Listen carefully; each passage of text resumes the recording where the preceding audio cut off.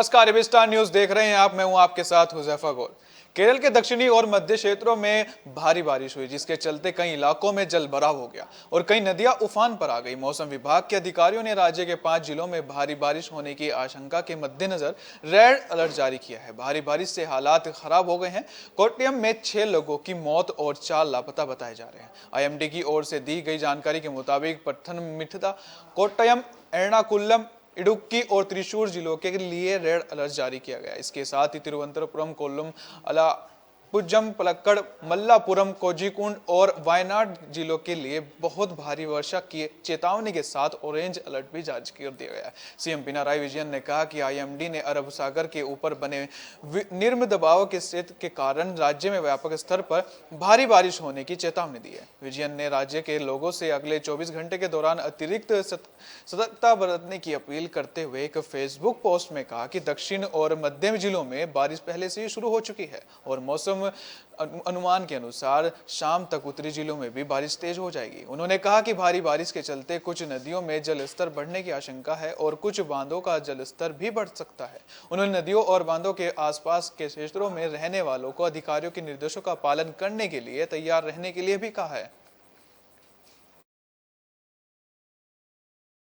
हरियाणा के एलनाबाद में हो रहे उपचुनाव। हरियाणा के सीएम मनोहर लाल खट्टर ने बीजेपी प्रत्याशी की जीत का दावा किया है। सीएम मनोहर लाल खट्टर ने पत्रकारों से वार्ता के दौरान कहा कि हम मुद्दों की बात करते हैं, विपक्षी विरोध करते रहे। सीएम मनोहर लाल खट्टर ने एलनाबाद में हो रहे उपचुनाव में बीजेपी प्रत्याशी की जीत का दावा करते हुए कहा कि एलनाबाद की जनता बीजेपी कैंडिडेट को ही जिताने का काम करेगी।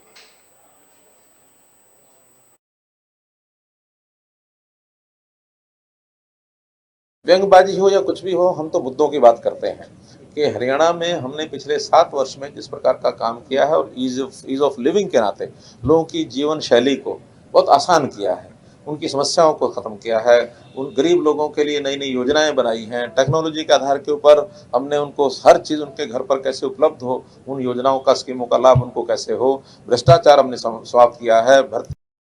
भारत में मौजूदा समय में रॉकेट की रफ्तार से टीकाकरण अभियान चलाया जा रहा है और कई बार टीकाकरण को लेकर नए नए रिकॉर्ड भी बन रहे हैं। भारत में इतनी तेज रफ्तार से वैक्सीनेशन अभियान चल रहा है कि अगले कुछ ही दिनों में भारत में 100 करोड़ लोगों को वैक्सीन का पहला डोज दिया जाएगा। इसी बीच भारत में वैक्सीनेशन की सुपरफास्ट रफ्तार को देखकर वर्ल्ड बैंक गदगद हो गया है। विश्व बैंक के अध्यक्ष डेविड मलपास ने वॉशिंगटन में केंद्रीय वित्त मंत्री निर्मला सीतारमण से मुलाकात की और इस दौरान उन्होंने भारत में वैक्सीनेशन की तेज रफ्तार को लेकर भारत सरकार की जमकर तारीफ करते हुए भारत को बधाई दी है।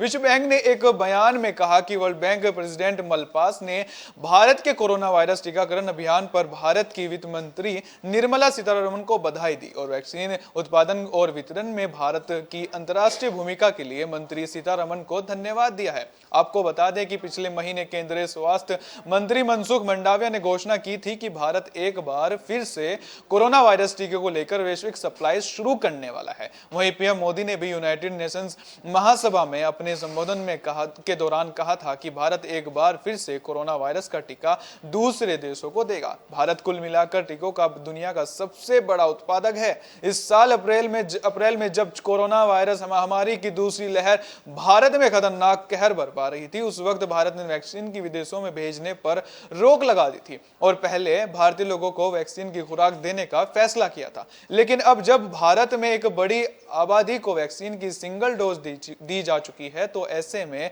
भारत सरकार ने वैक्सीन की वैश्विक आपूर्ति को लेकर फैसला लिया है।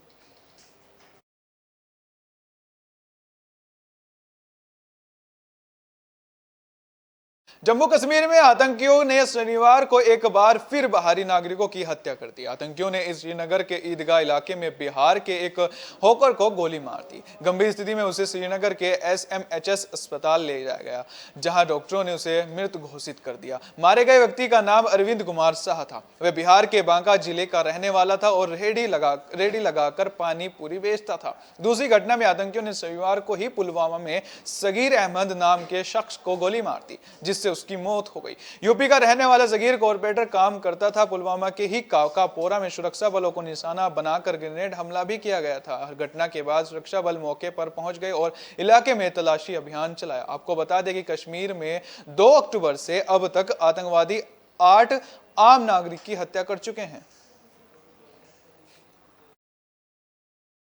आज कश्मीर में जो फिर से एक बार एक रेडी वाले को शहीद कर दिया गया, दूसरा जख्मी है और वो अपनी जिंदगी के लिए जो है स्ट्रगल कर रहा है।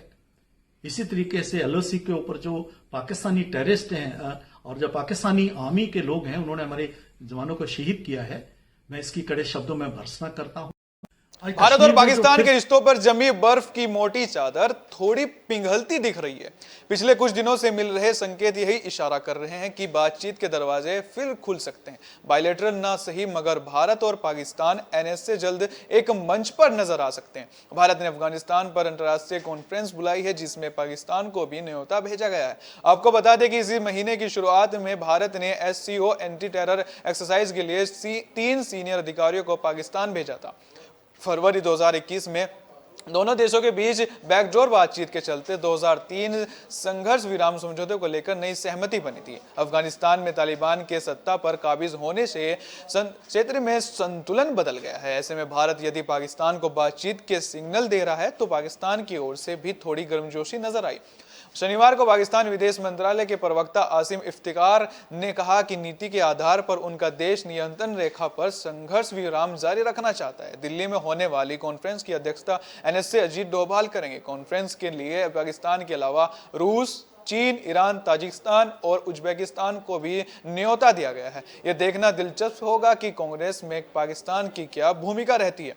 पाकिस्तानी एनएसए मोईद यूसुफ भारत आकर कॉन्फ्रेंस में शामिल होंगे या नहीं, ये भी एक बड़ा सवाल है।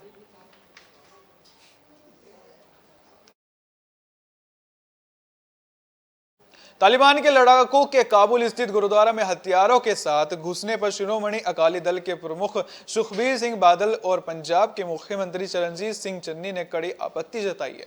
उन्होंने भारत सरकार को इस मामले को अंतर्राष्ट्रीय मंच पर ले जाने की अपील की है। सुखबीर सिंह बादल ने कहा कि मैं इसकी कड़ी निंदा करता हूं। भारत सरकार को इस मामले को अंतर्राष्ट्रीय मंच पर ले जाना चाहिए कि सिखों और अन्य धार्मिक अल्पसंख्यकों पर हमला किया जा रहा है। तालिबान को मान्यता देने की बात चल रही है। अफगानिस्तान एक ऐसा देश है जहां अल्पसंख्यक सुरक्षित नहीं है। तालिबान को मान्यता नहीं दी जानी चाहिए, उन पर अंतर्राष्ट्रीय दबाव बनाया जाए। आपको बता दें कि तालिबान के लड़ाके पिछले 10 दिनों में दूसरी बार काबुल स्थित गुरुद्वारा में हथियारों के साथ घुसे हैं। स्थानीय सिख लोगों ने इस बारे में बताया। खबरों की माने तो शुक्रवार को हथियारों के साथ लड़ाके गुरुद्वारा में घुसे और फिर तलाशी ली। लोगों को कहना है कि तालिबान के लड़ाके गुरुद्वारा में घुसे और लोगों को डराया और धमकाया। उन्होंने दावा किया कि गुरुद्वारा में हथियार छुपाए गए हैं। इससे पहले 5 अक्टूबर को भी हथियारबंद तालिबान के लड़ाके गुरुद्वारा में घुसे गए थे। सीसीटीवी कैमरों को तोड़ फोड़ दिया था और गार्डों को भी मारा था।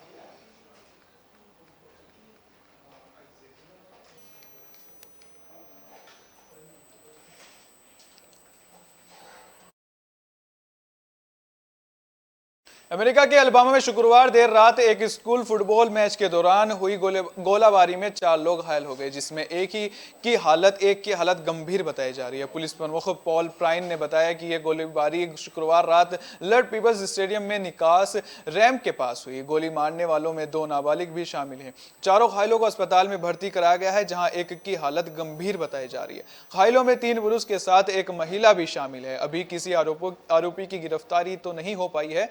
ने बताया कि देखने वालों ने बताया कि 2 संदिग्ध एक सफेद कार से घटनास्थल से जाते हैं। फुटबॉल मैच वाइगोर और विलियमसन हाई स्कूल के बीच हो रहा था। गोलीबारी के बाद खेल को बंद कर दिया गया है।